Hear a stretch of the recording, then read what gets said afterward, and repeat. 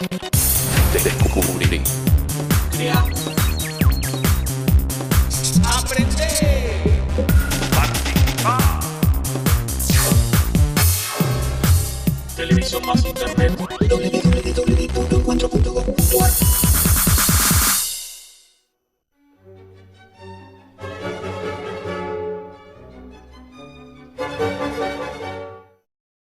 Un mundo sin fronteras.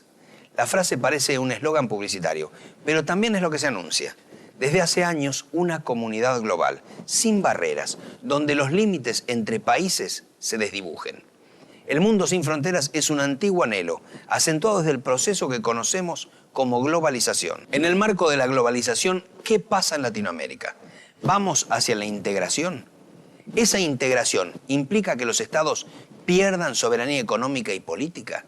¿Perderán importancia las naciones y las identidades nacionales? Bienvenidos a Explora América Latina.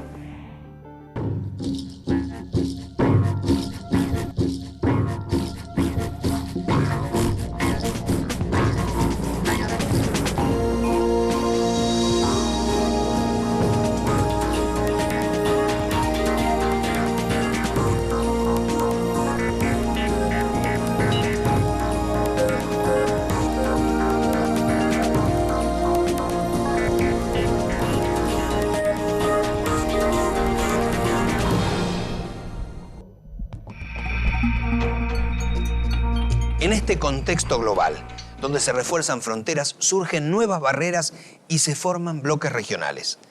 ¿Qué pasará con las naciones en Latinoamérica? ¿Perderán peso, poder, soberanía? ¿Cómo jugarán las identidades y sentimientos nacionales? Yo veo un mundo con muchas más fronteras que antes.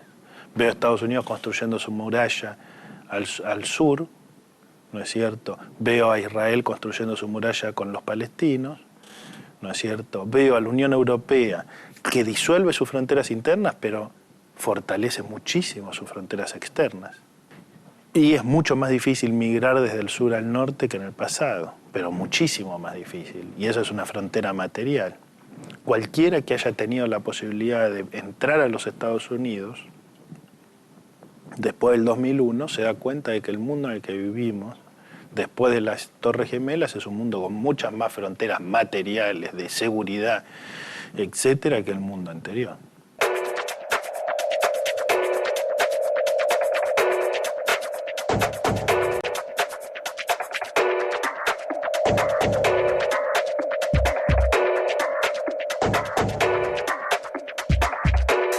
En el año 2005, las imágenes de africanos desangrándose al intentar cruzar la reja que los separaba de Europa conmovieron al mundo.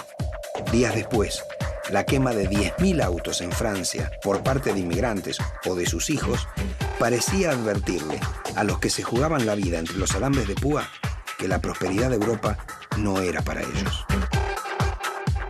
Como símbolo del fin de una era, el muro de Berlín cayó en 1989.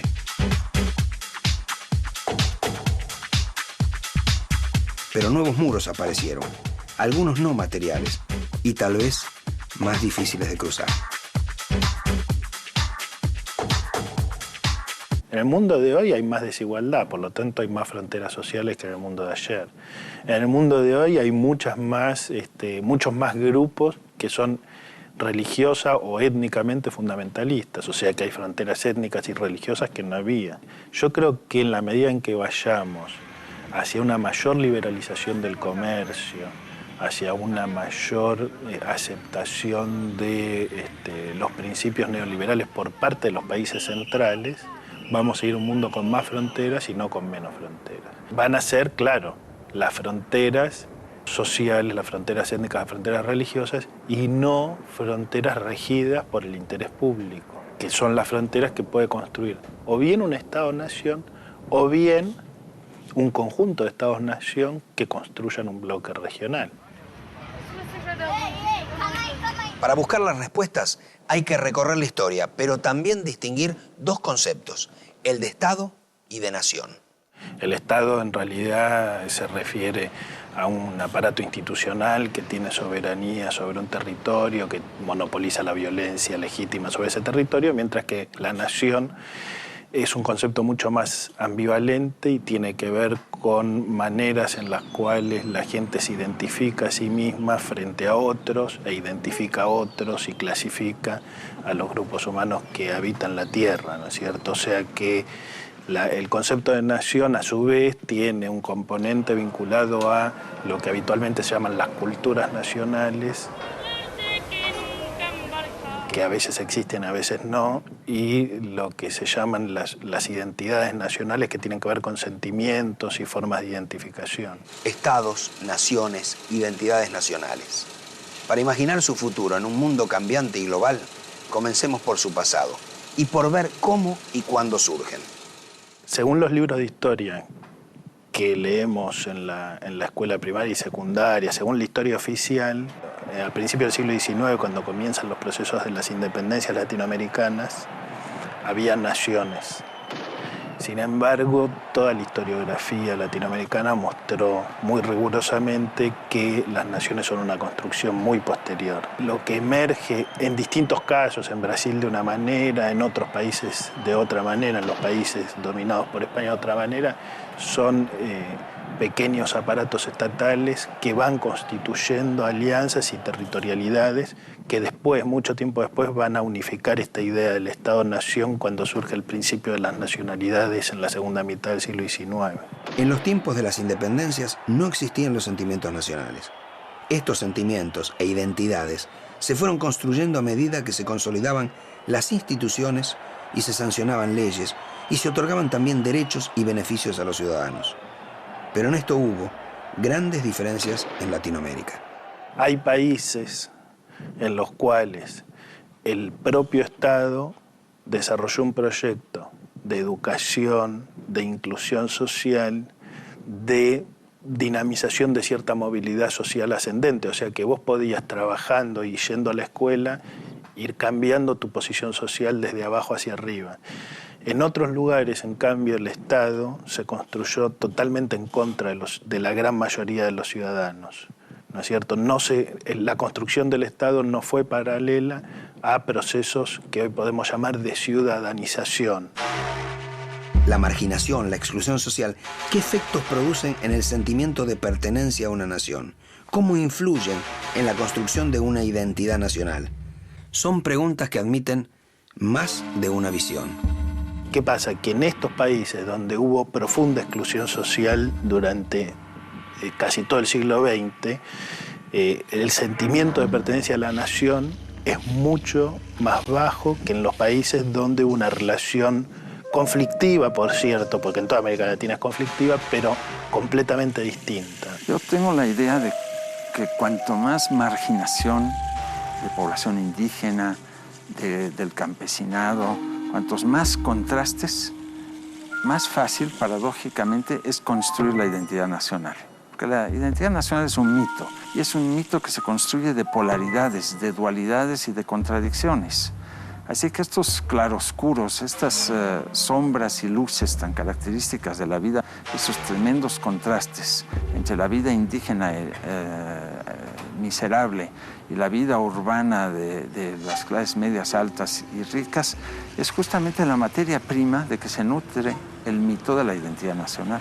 No te rías ni un colla que baje del cerro, que dejó sus cabras, sus ovejas tiernas, sus abalos y llantos, no sale ese colla si un día de sol lo ves caminando con ropa de lana, transpirado entero. Ten presente, amigo, que vino del cerro, donde mucho frío, donde del internado, rajeteó su mano y partió su calle. La elección de Evo Morales en Bolivia fue analizada por muchos como el primer paso para saldar una deuda histórica, la de un Estado que pretendió construirse marginando a la mayoría de la población de su territorio. No fue el único caso, pero quizás el ejemplo extremo en Latinoamérica.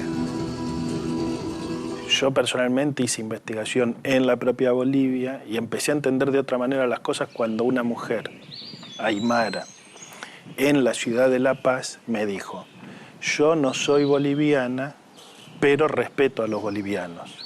Y yo no entendía qué quería decir. Y le pregunté: ¿pero cómo? ¿Usted dónde nació? Acá en este país. Ella consideraba que la categoría boliviano era una categoría colonial y, por lo tanto, rechaza esa categoría y se considera a sí misma como miembro de una nación aymara que está dentro de Bolivia. Ahora, ¿por qué dice que es una categoría colonial? Porque en realidad Bolivia fue gobernada por los blancos, los hispanoparlantes y por la élite económica, ¿no es cierto?, cuando es un país que tiene un 30% de población bilingüe y otro 30% de población monolingüe no español. Es el país más indígena de América del Sur, que solo ahora tiene un presidente indígena. O sea, es un país donde la élite blanca pretendió construir el Estado en contra de la mayoría de la población. En Latinoamérica, el reconocimiento de la pluralidad, la valoración de las culturas y el acceso de los ciudadanos a sus derechos se fue dando de distintas formas. En algunos países, expresiones de las culturas populares, como el samba o el carnaval en Brasil, fueron incorporadas a la cultura nacional socialmente aceptada.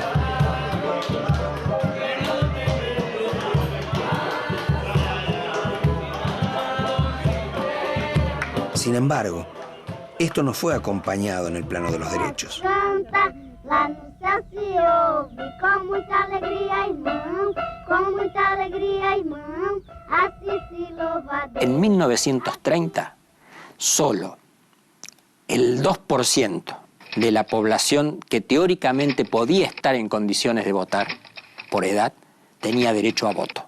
Solo el 2%. En 1960 ese porcentaje había subido al 22%. Es solo con la reforma constitucional de 1988 que el sufragio se hace en Brasil estrictamente universal, masculino, femenino, sin restricciones de ninguna naturaleza, incluyendo en este sentido entonces la incorporación de los analfabetos, que por cierto constituían una porción considerable de la sociedad brasileña.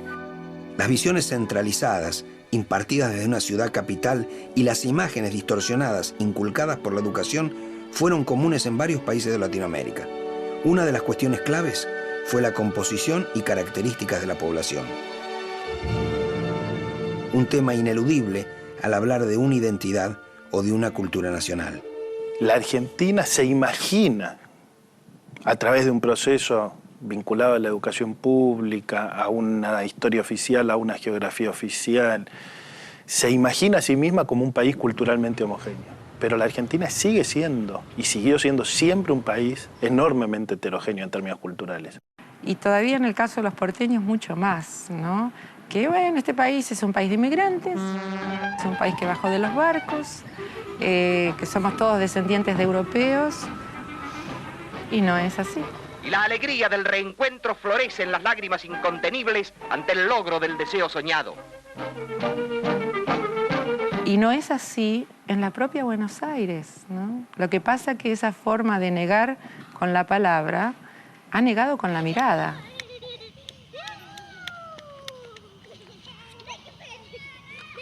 Mi abuela era una guaraní y mi abuela nunca aprendió a hablar el castellano. Y yo de chico la entendía, pero ¿qué pasaba? Iba a la escuela, había una culturación y una imposición y además una falsedad de la historia que se nos enseñaba, donde los indios eran los haraganes, eran los que salían en malones, eran los que eran los vagos, eran los ladrones. Era un proceso de aculturación sistemático. Y a veces tenía vergüenza de llevar a un chico, a un compañero, a mi casa para que no vean a mi abuela india. Después, cuando comencé a tomar conciencia, comenzó la rebelión, comenzó la resistencia a todo eso. La identidad mexicana, brasilera, uruguaya, argentina, las identidades nacionales, ¿cómo definirlas? ¿En qué grado se manifiestan?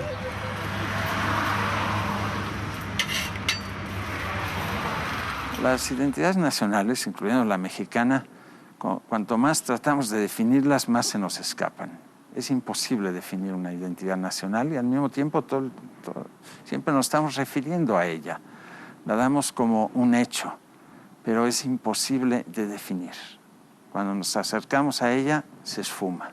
A integração nacional brasileira é espantosa, é uma coisa assim surpreendente. Do norte ao sul, do Acre ao Rio Grande, há uma brasilidade absolutamente compacta que faz com que no Brasil não exista aí ítalo brasileiro, franco brasileiro, só existe brasileiro. O próprio imigrante, depois de algum tempo, vira brasileiro. Filho de imigrante, imediatamente brasileiro. Então, a integração nacional é o que sustenta o Brasil. Porque, por outro lado, em contrapartida, em virtude de desigualdades abissais, o nível de integração social brasileira é muito baixo. Eu diria alarmantemente baixo. E é isso que faz o Brasil um país subdesenvolvido. Mas é subdesenvolvido porque é um país que tem setores totalmente destituídos de educação e de recursos.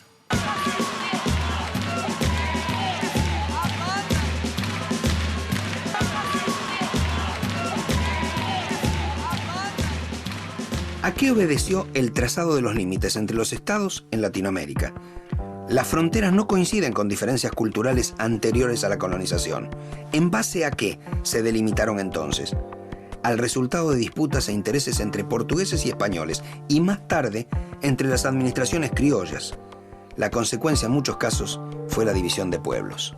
En ese sentido, la división entre Guatemala y México es más arbitraria desde el punto de vista del poder, digamos, y de la repartición del territorio luego de la conquista, antes que, digamos, obedecer a unos, diríamos, elementos propios, comunes, identitarios, culturales, lingüísticos. La geografía, los países que actualmente existen no son reales, son políticos, son ficticios y son geográficos. Entonces el pueblo guaraní quedó dividido, el pueblo quechua quedó dividido, los mapuches quedaron divididos. Si bien no hubo causas culturales para la traza de las fronteras, una vez delimitadas, sí produjeron fuertes consecuencias culturales. A las zonas de frontera fueron llegando las escuelas, los ejércitos, los medios de comunicación. Los límites marcaron hasta dónde llegaba la soberanía de un Estado, la aplicación de sus leyes, los derechos de sus ciudadanos, las experiencias históricas comunes. En Tierra del Fuego es lo mismo para Ushuaia, hay que pasar 4 puestos de frontera, es decir, la salida de Argentina en el continente, en la frontera de Monte Aymon, en la provincia de Santa Cruz, el ingreso a Chile, hay que transitar un tramo de camino por Chile hasta el estrecho de Magallanes. El cruce es chileno, es decir, la barcaza que hace el cruce de autos y de camiones es chileno. Se llega a territorio chileno ya en la isla de Tierra del Fuego hasta la frontera de San Sebastián, la salida de Chile en San Sebastián y el ingreso a la Argentina en la frontera de San Sebastián a 100 kilómetros de la ciudad de Río Grande. ¿Y qué grado tienen hoy los sentimientos nacionales que fueron forjándose en esas zonas de frontera? ¿Son más leves o más acentuados que al interior de las naciones? Con ese inconveniente llegamos a Tierra del Fuego y va marcando una sensación de aislamiento, bueno, propio de la isla, pero además con una conciencia permanente, de que estamos con el estrecho de Magallanes y teniendo que pasar por territorio chileno, sí o sí, para llegar por tierra.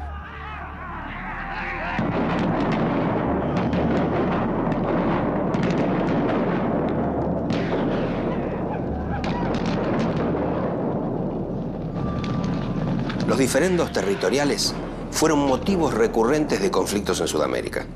En la segunda mitad del siglo XIX, Paraguay enfrentó a Brasil, Argentina y Uruguay en la Guerra de la Triple Alianza. Y Chile, Perú y Bolivia chocaban en la Guerra del Pacífico.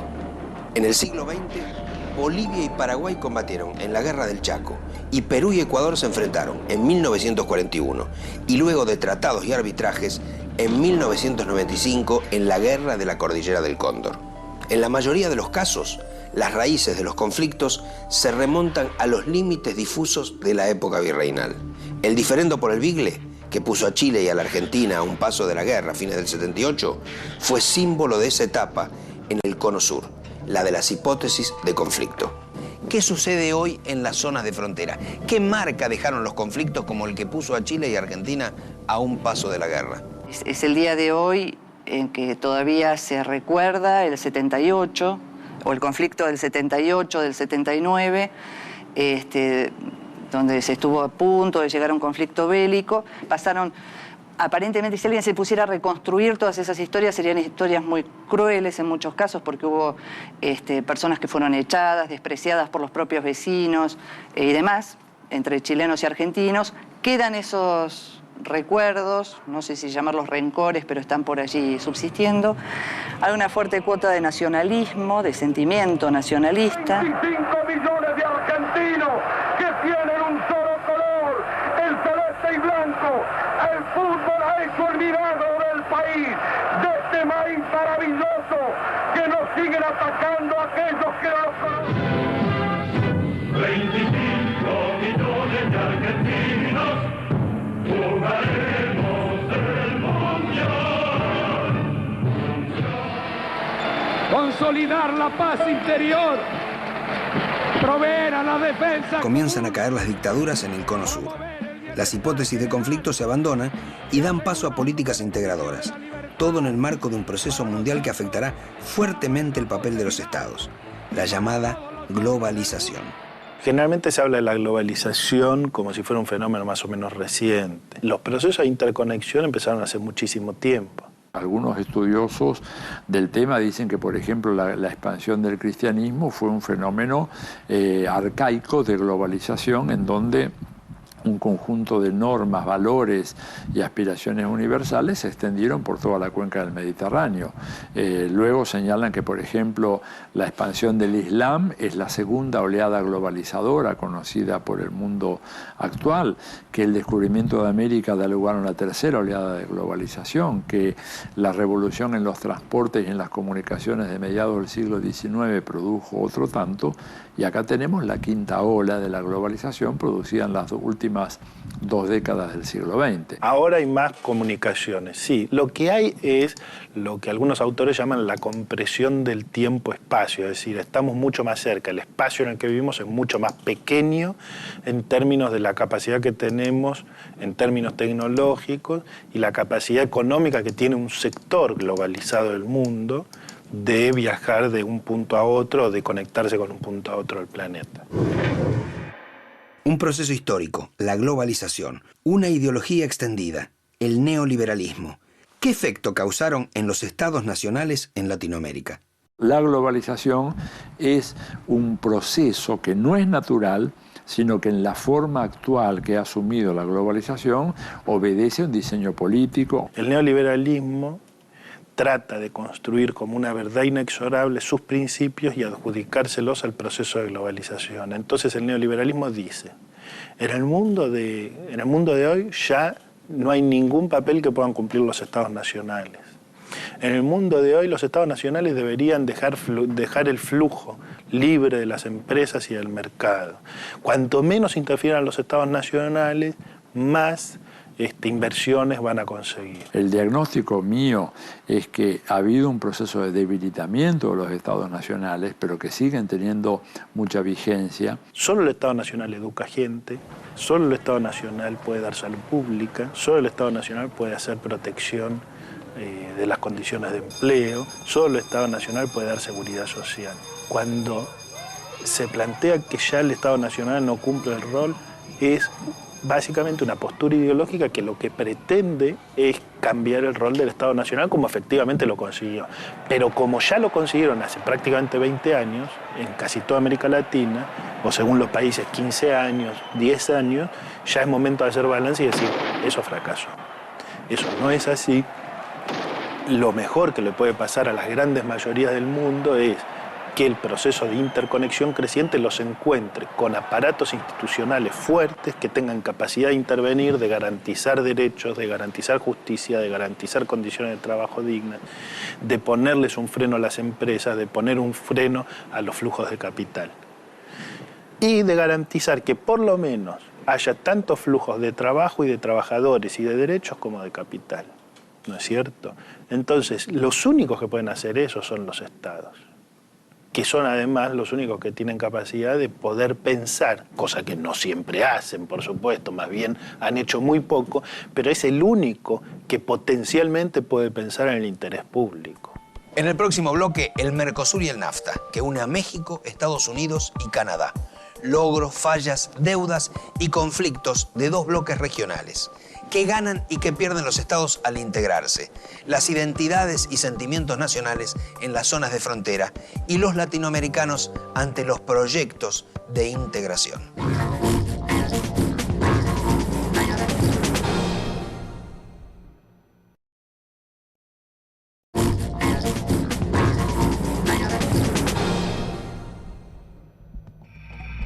¿Qué sucede con los estados cuando se integran a bloques regionales?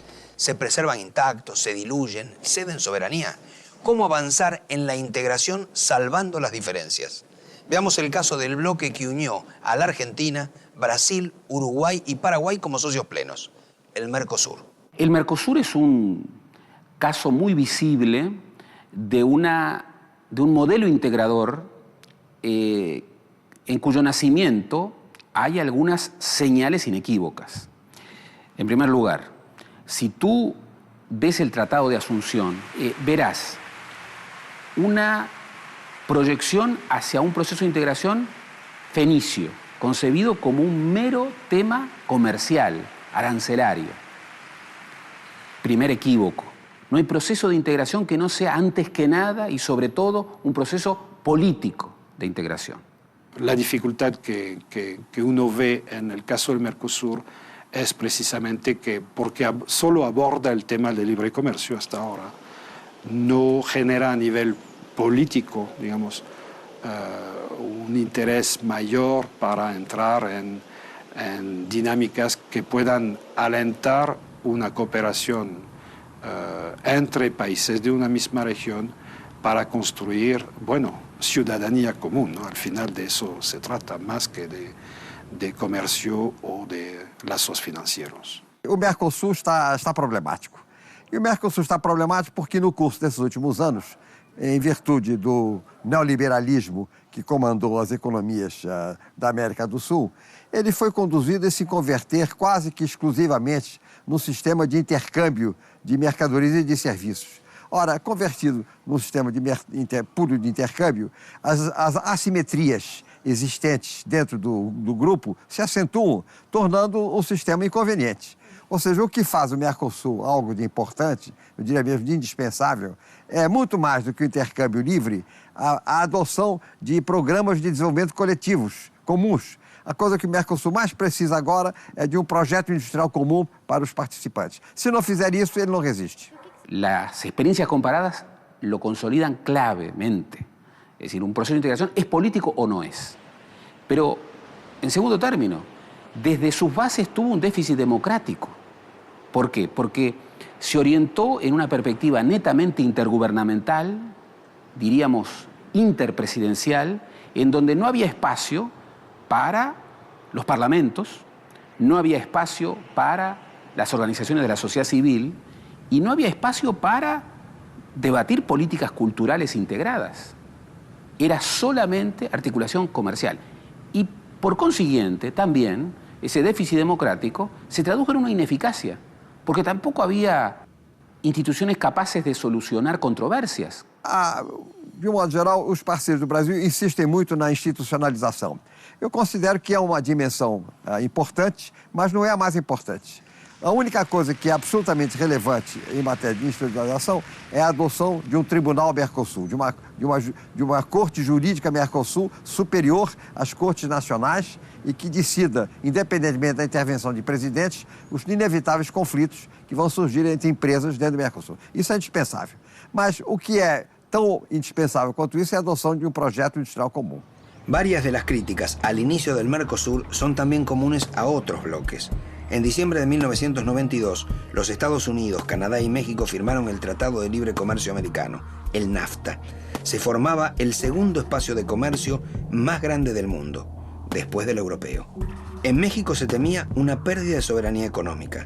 En los Estados Unidos dividió a demócratas y republicanos y tuvo oposición de grupos sindicales que temían perder miles de puestos de trabajo por el menor costo de la mano de obra mexicana.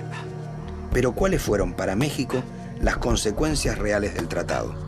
Desde el gobierno de Carlos Salinas, a fines de los 80 y principios de los 90, hubo esta voluntad de adscribir a México y sobre todo la economía mexicana a la economía norteamericana. El Tratado de Libre Comercio, que comenzó a aplicarse en 1994, fue la culminación de este proceso. La mirada del desarrollo mexicano está mucho más hacia el norte que hacia el sur, ¿no?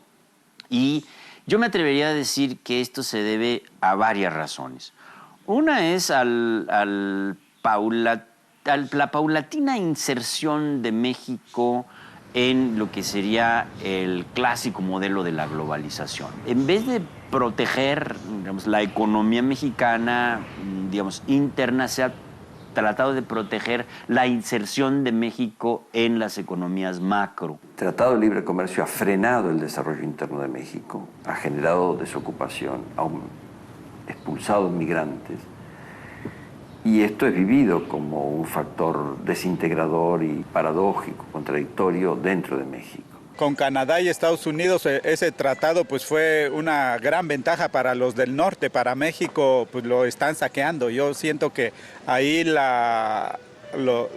jefe de Estado, el presidente y bueno, quienes tomaron la decisión del libre comercio han permitido que la intromisión de Estados Unidos, el imperialismo se meta más y saquee y se robe lo poco que tiene México. Incluso a los productores de México les pone muchas trabas, hace poco igual para la aduana, y en muchos aspectos nos tratan muy mal, entonces no creo que ese tratado nos favorezca mucho. Cada vez que estamos frente a acuerdos de libre comercio que no tengan, digamos, que no pretendan entrar en otras dimensiones de la relación entre los países, pasan efectos bastante semejantes, ¿no? Que en parte son la consecuencia de no haber previsto que había que regular en comunicaciones, en migraciones. Ahora, lo que pasa en el caso del NAFTA es la dinámica migratoria.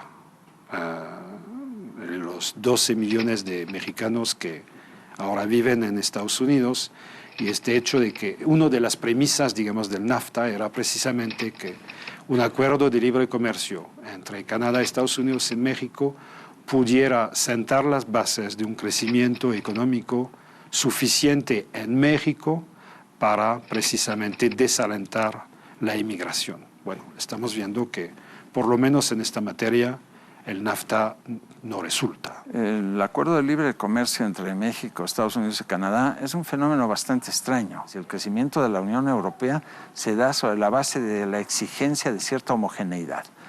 Aquí se ha dado en América del Norte el insólito caso de un tratado entre países desiguales, muy desiguales. Esto genera una problemática muy especial, ¿no?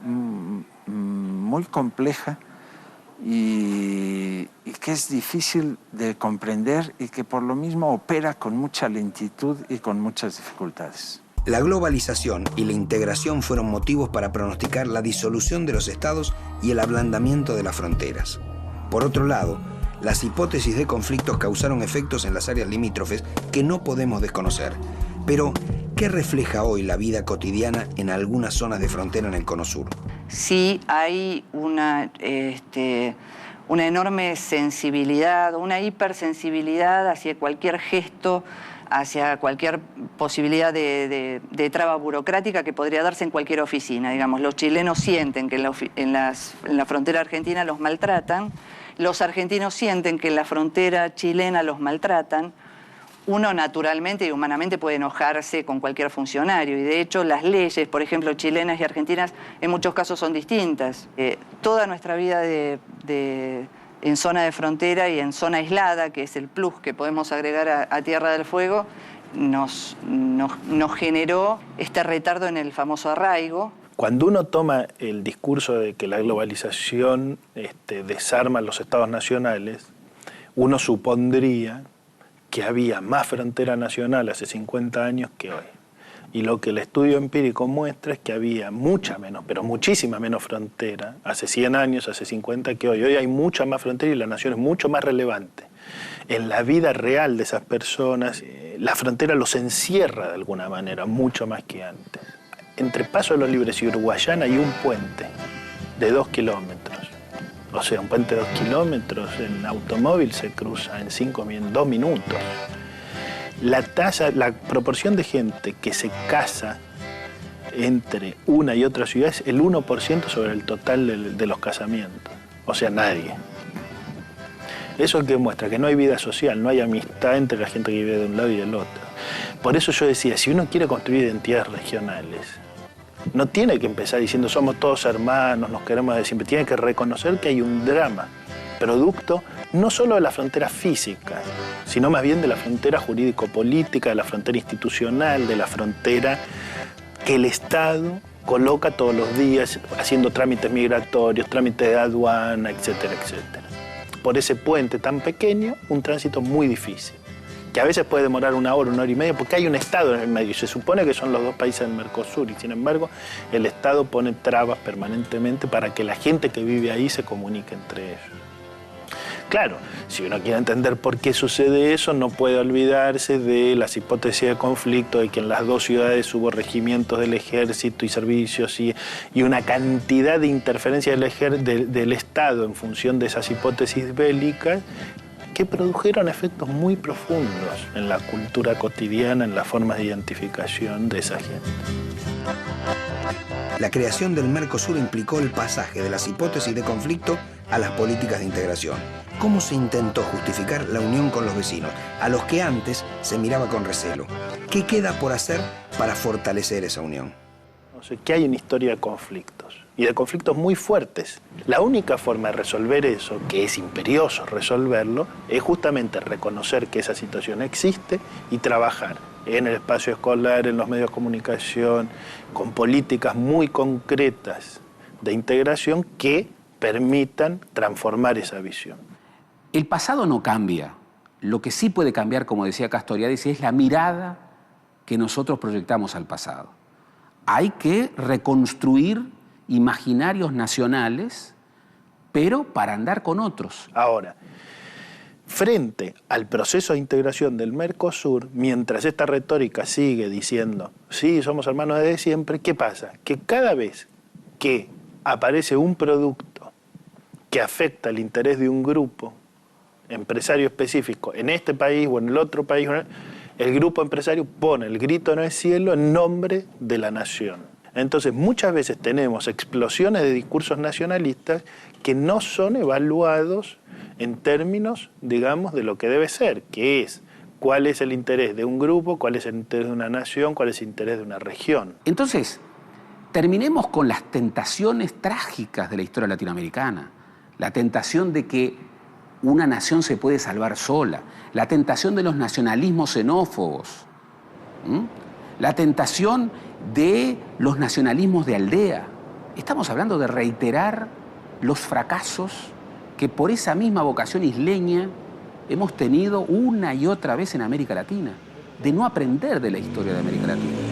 Por eso, no se trata de terminar con los estados nacionales, se trata de construir razones para andar juntos. La integración crea un nuevo marco para la solución de conflictos que a veces solo se piensan como si terminaran en cada país.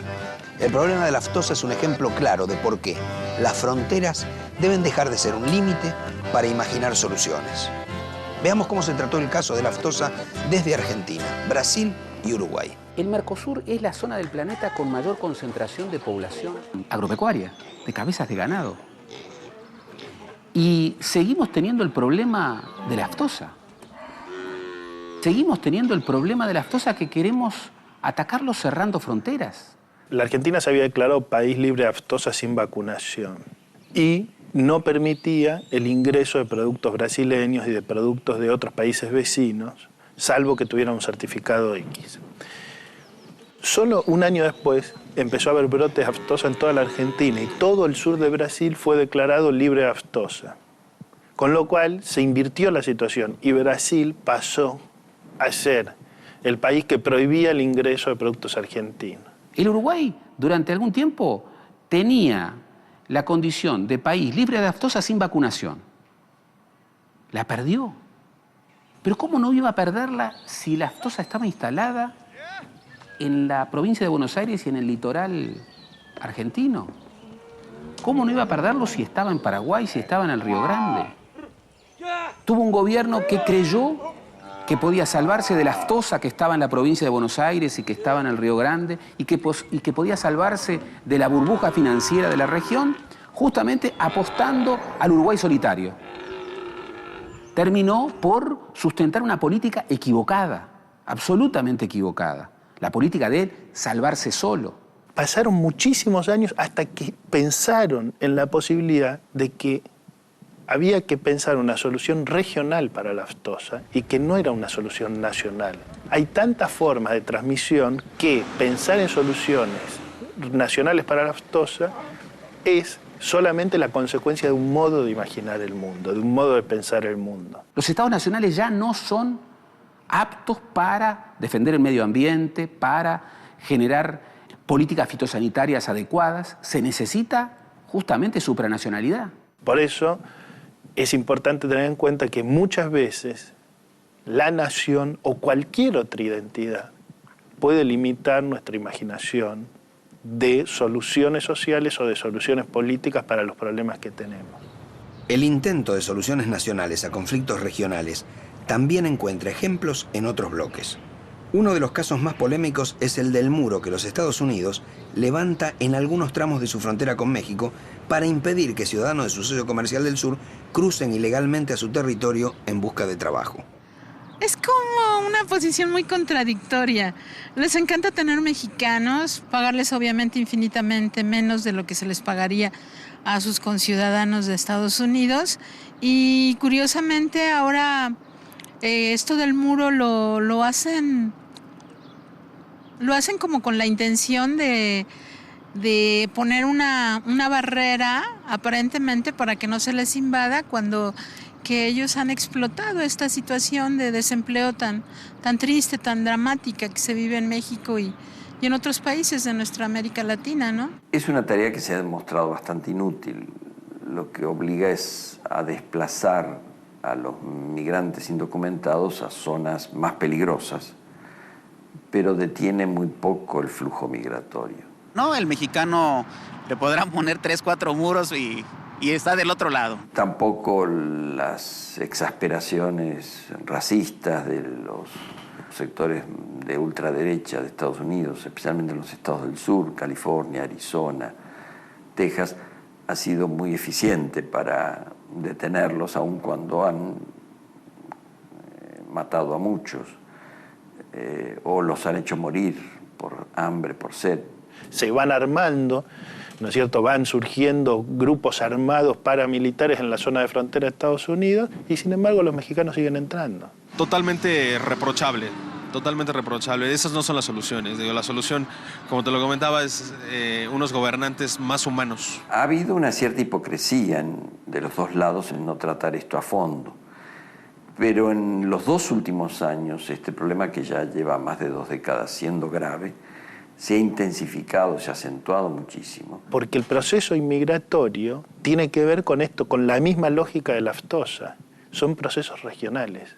Esos procesos existen en una dimensión regional. Si uno no lo quiere ver y quiere considerar los procesos nacionales, fracasan las políticas públicas que elabora. Para avanzar en los proyectos de integración, ¿es necesario construir una identidad regional latinoamericana o del Mercosur? ¿Qué requiere esa construcción? ¿Implica disolver identidades nacionales? Si deseamos promover una identidad mercosuriana, una identidad regional, la única forma es que exista una percepción social de que ese escenario regional me incluye a mí como ciudadano de una manera distinta, me permite tener otros interlocutores, me permite apelar frente al hecho de que no hay justicia en mi país, puedo apelar a una justicia regional que es mejor, más eficiente, más transparente. Me otorga derechos que antes no tenía, derecho a emigrar, derecho a trabajar en otros países. Lo cual no quiere decir que para avanzar en esa dirección regional, que es una dirección larga, cada una de las partes vaya a resignar identidades nacionales. No veo tanto necesidad de sostener estos proyectos de integración con una afirmación identitaria, sino más bien el simple reconocimiento de la coincidencia lingüística y las posibilidades, las facilidades para comunicarnos, y proyectos muy concretos. El problema no está en que seamos más o menos latinoamericanos en términos identitarios, sino en la falta de proyectos fuertes, de programas de desarrollo que hagan posible esta integración o coordinación entre lo que producimos los diferentes países. En diciembre de 1994, los primeros mandatarios de las democracias del continente se reunieron en Miami, en la primera cumbre de las Américas. el principal acuerdo fue crear a futuro un área de libre comercio de las Américas, el ALCA. 11 años después, poco había avanzado el proyecto. En Mar del Plata, en la cuarta cumbre, el ALCA, impulsado por los Estados Unidos, secundado por México, encontraba el rechazo de los socios plenos del Mercosur. Además, un nuevo proyecto se hacía escuchar desde una cumbre paralela, el ALBA, la alternativa bolivariana para las Américas, propiciado por el presidente de Venezuela.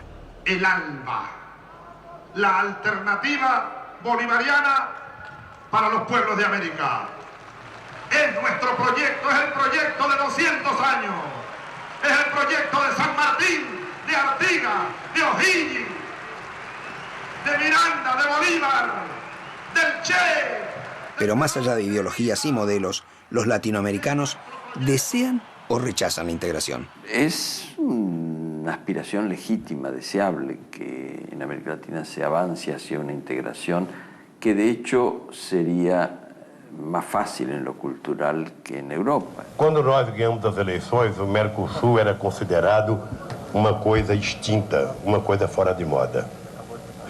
Se falava muito na ALCA e o Mercosul estava relegado ao esquecimento. Primeiro, hoje ninguém fala mais de ALCA. Ninguém fala mais de ALCA. E todo mundo fala do Mercosul. El mayor peligro para la soberanía nacional en un esquema unipolar, agresivo, con el intervencionismo norteamericano golpeando en muchas partes del mundo, y ya sabemos en América Latina lo que es el intervencionismo militar norteamericano. Bueno, el mayor peligro para las soberanías nacionales es el aislamiento. De allí que para defender la soberanía hay que integrarse con otros. Yo siempre digo que los que queremos construir una cierta unidad latinoamericana, una identidad latinoamericana, somos una pequeña minoría dentro de América Latina. Y me parece importante reconocerlo, porque generalmente las identificaciones nacionales que hoy prevalecen fueron construidas más en oposición que en articulación con una idea latinoamericana. Chile está pensando mucho más su relación con el Pacífico, y Brasil piensa su relación con India y con China y con los grandes países, digamos, del tercer mundo que pueden tener otra incidencia en la geopolítica internacional. Hoy quizá la Argentina se siente mucho más cerca de América Latina que hace 10 años. Pero también es el efecto de una crisis muy profunda que habrá que ver si en el mediano plazo no vuelve a trabajar sobre los argentinos una vieja tradición imaginativa acerca de que somos la Europa o un país diferente de América Latina. Yo veo, digamos, también una tendencia hacia la fragmentación y probablemente hacia un aglutinamiento latinoamericano. Me parece que Ecuador, Venezuela y Colombia estarían dentro de un área, Chile, Bolivia, Argentina, Paraguay, Uruguay estarían dentro de otra área. Desde luego Brasil tiene su propia dinámica muy de vínculo con sus propios vecinos, y desde luego me atrevería también a decir que México se ha estado desprendiendo de América Latina. Hay una clara fragmentación regional de América Latina que depende en gran medida de su posición, bueno, de los distintos países latinoamericanos frente a su propio desarrollo y no tanto frente a una identidad continental.